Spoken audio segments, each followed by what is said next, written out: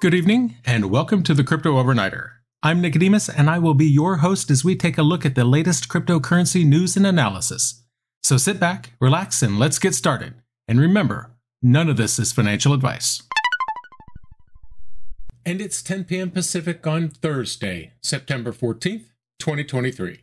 Welcome back to the Crypto Overnighter, where we have no sponsors, no hidden agendas, and no BS. But we do have the news, so let's talk about that. Tonight, we're dissecting the court-approved liquidation of FTX's $3.4 billion in digital assets. We'll also delve into the tug-of-war between the CFTC and Coinbase's CEO Brian Armstrong over DeFi regulation. And if that's not enough, we have Huobi's rebranding fiasco, the SEC going after stoner cats, Singapore's regulatory hammer coming down on 3AC, and the EU passing a new crypto tax law. Get ready for a deep dive into the land of the markets that never sleep. FTX received court approval to liquidate its digital assets. These assets total approximately $3.4 billion. Judge John Dorsey made the decision in the U.S. Bankruptcy Court for the District of Delaware. The assets include $1.16 billion in Solana, $560 million in Bitcoin, and $119 million in XRP. Galaxy Digital, led by Mike Novogratz, will act as the investment manager responsible for conducting the sale.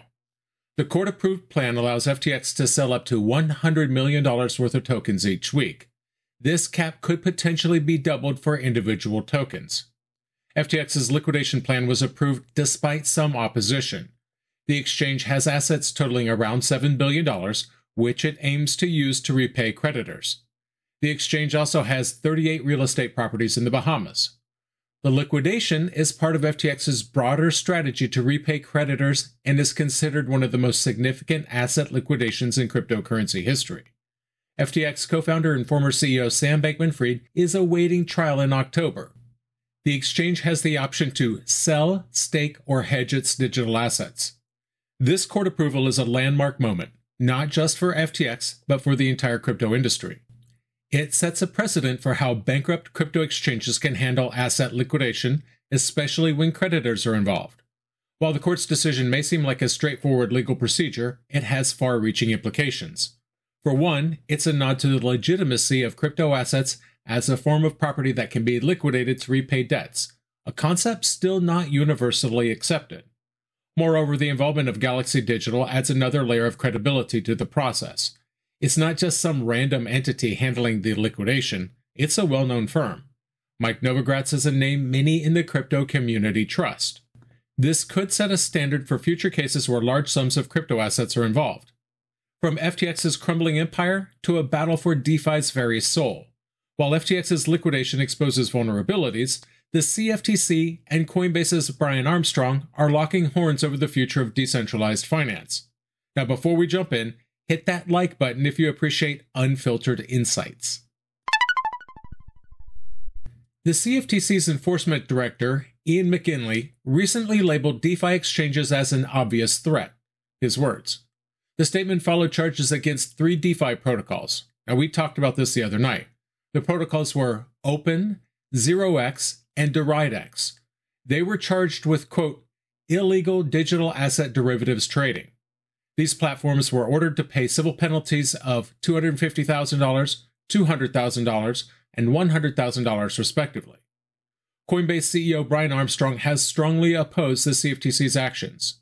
He argues that DeFi protocols are not financial service businesses and questions the applicability of the Commodity Exchange Act to them. Armstrong has urged these protocols to take their cases to court to set a legal precedent. He believes that the CFTC's approach is pushing the industry offshore. The CFTC's recent actions against DeFi protocols ignited a firestorm in the crypto community. While the regulatory body sees these platforms as a threat, many, like Armstrong, view them as the future of finance. The CFTC's stance not only challenges the ethos of decentralization, but also raises questions about the agency's understanding of emerging technologies. Armstrong's call for legal action is a rallying cry for the DeFi community. It's a bold move that challenges the CFTC's authority and questions the very laws that the agency is enforcing. Armstrong isn't just defending DeFi, he's advocating for the entire crypto industry. His argument that the CFTC's actions could push the industry offshore should be enough of a warning about the potential loss of innovation and economic strength for the U.S. The battle lines are drawn. On one side, we have a regulatory body wielding its power to enforce traditional finance laws. On the other, we have a burgeoning industry led by visionaries like Armstrong who are willing to challenge the status quo. This is a fight for the future of finance, and in this fight, the stakes couldn't be higher.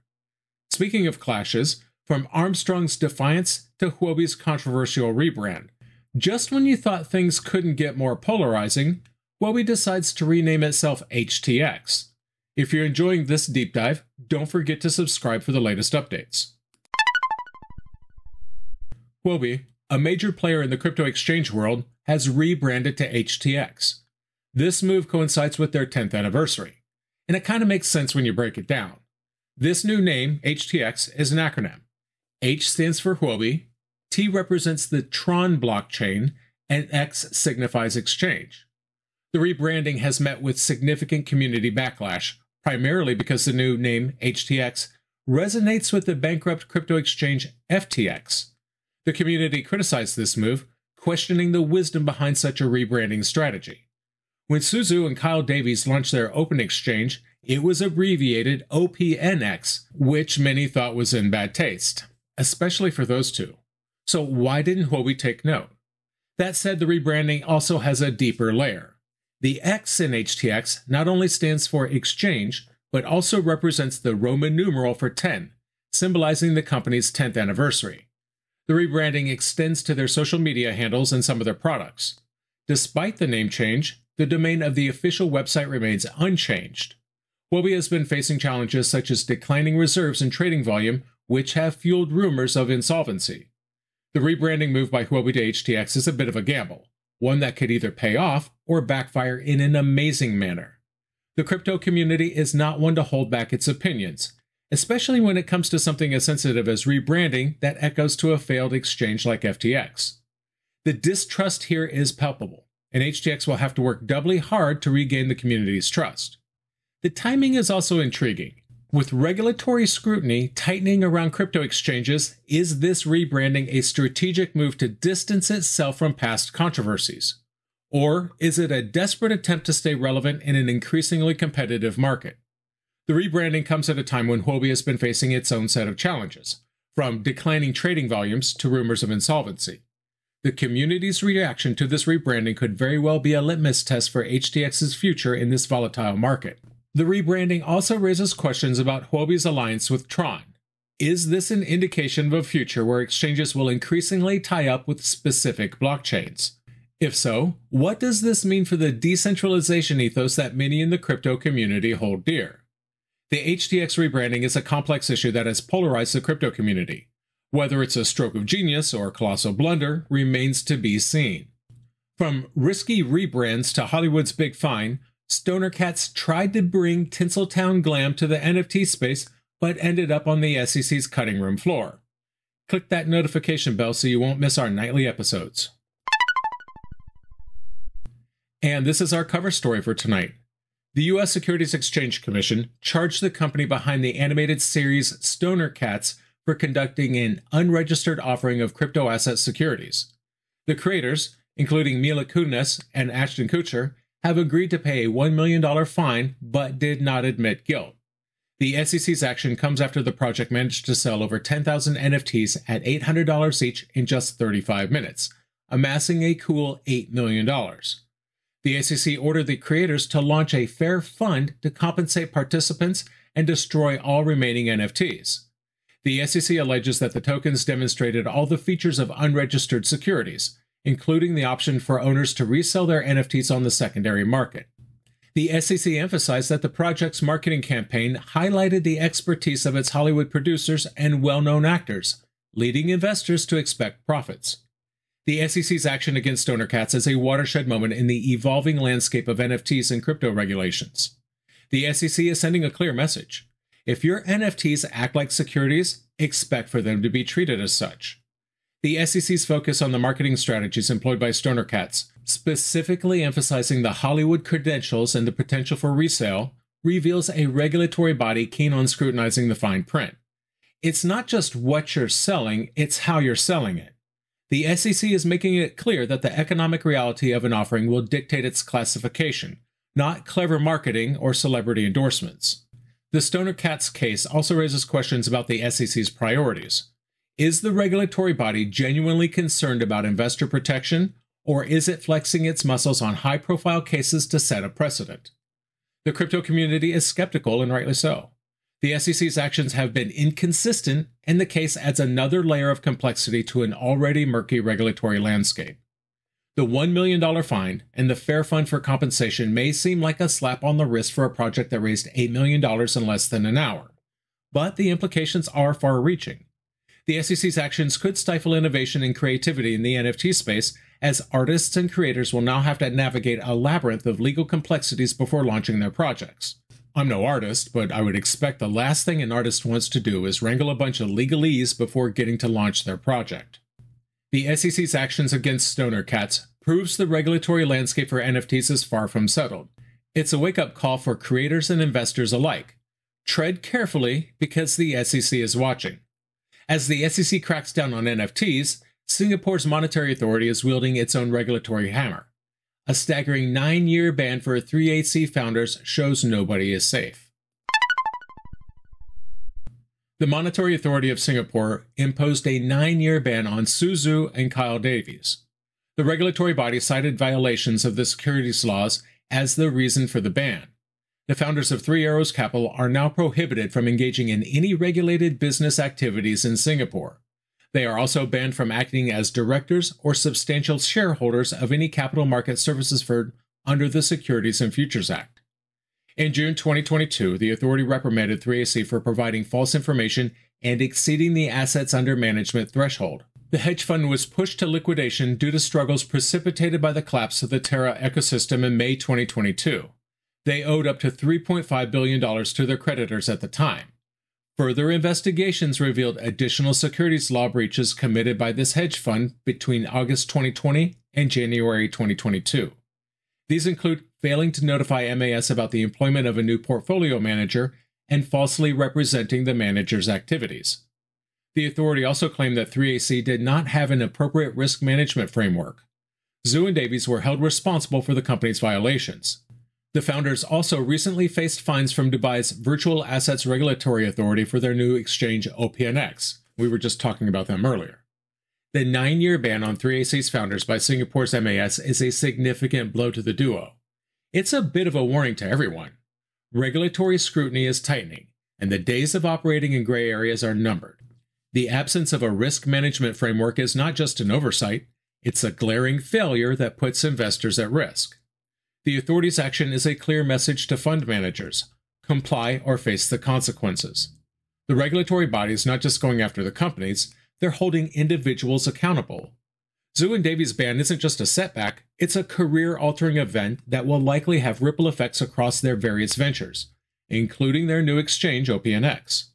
Make no mistake, I find the authority's actions to be well justified, at least in this case. They're not just protecting the financial system, they're protecting individual investors from the recklessness of fund managers who play fast and loose with the rules.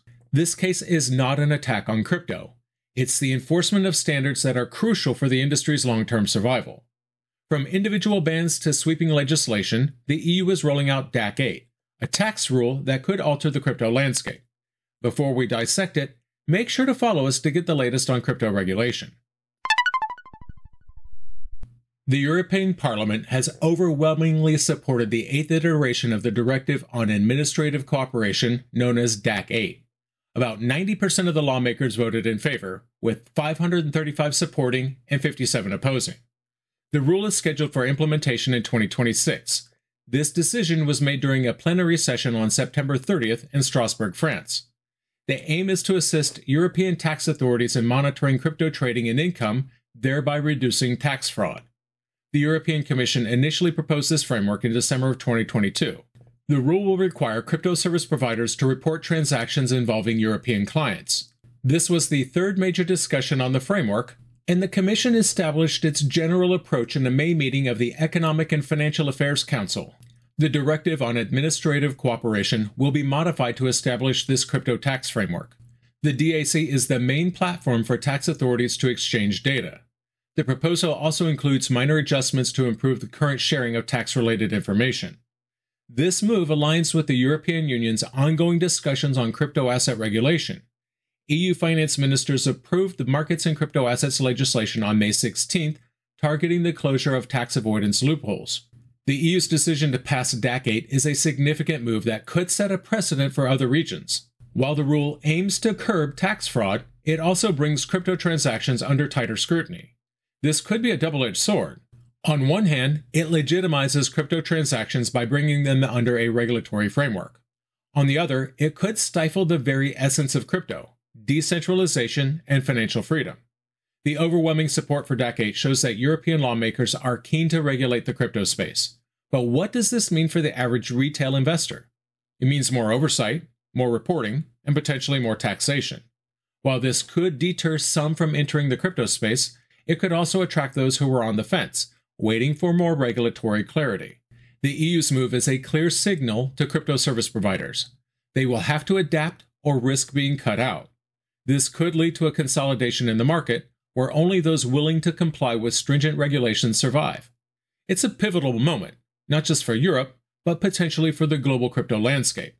The EU's decision could influence other jurisdictions to follow suit, especially those looking to curb tax evasion and fraud in the crypto space. So, what happened? FTX got the green light to liquidate $3.4 billion in digital assets, a move that could set a precedent for future crypto bankruptcy cases. Galaxy Digital will manage the liquidation, while FTX itself navigates Chapter 11 bankruptcy proceedings. Armstrong versus CFTC heats up as Brian Armstrong challenges the CFTC's stance on DeFi protocols. Armstrong calls for these platforms to fight back in court, warning that regulatory pressure could push the crypto industry offshore. Huobi's rebrand to HTX faces community backlash. The rebrand comes at a time when Huobi's already struggling with declining reserves and trading volumes. It's a high-stakes gamble that could either pay off or backfire massively. The SEC slaps Stoner Cats with a $1 million fine for conducting an unregistered NFT offering. The case puts the focus on both the substance and style of these offerings. The Monetary Authority of Singapore bans 3AC founders Su Zhu and Kyle Davies for a staggering 9 years, citing violations of Singapore's securities laws. Lastly, the EU passes DAC 8, a new tax reporting rule for crypto. Scheduled for implementation in 2026, it's aimed at reducing tax fraud, but could also stifle the ethos of decentralization in the crypto space. And that's going to do it for us tonight. I want to thank you, my listeners, because when you stop listening, I will stop talking. If you enjoyed tonight's show, then please like, follow, subscribe, leave a rating, or maybe a review. And in the meantime, we'll see you tomorrow night.